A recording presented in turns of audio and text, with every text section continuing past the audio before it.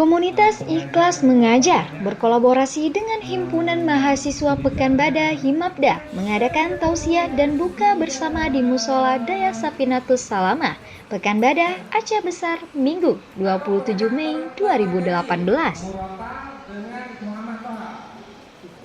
Kegiatan yang mengangkat tema bersatu dalam menghapus rasa malas dan lesu saat ibadah secara ikhlas ini menghadirkan Ustadz Muhammad Fajarul Falah dan Ustadz Khairul Umam sebagai pemateri.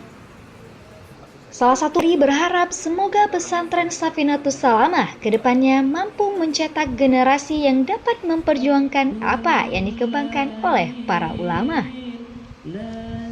Harapan saya, semoga pesantren Safinatus Salamah ini ke depan betul-betul mengajarkan akidah Ahlussunnah wal Jamaah, akidah yang dianut oleh mayoritas umat Islam seluruh dunia, yang dikenal dengan Asy'ariyah, Maturidiyah dari sisi tauhid, ideologi, akidah, dan dari fikihnya kita menggunakan Imam Syafi'i, dan tasawufnya Junaid al-Baghdadi. Maka harapan saya ke depan pesantren ini bisa mencetak generasi-generasi yang bisa memperjuangkan apa yang telah dikembangkan oleh para ulama terdahulu.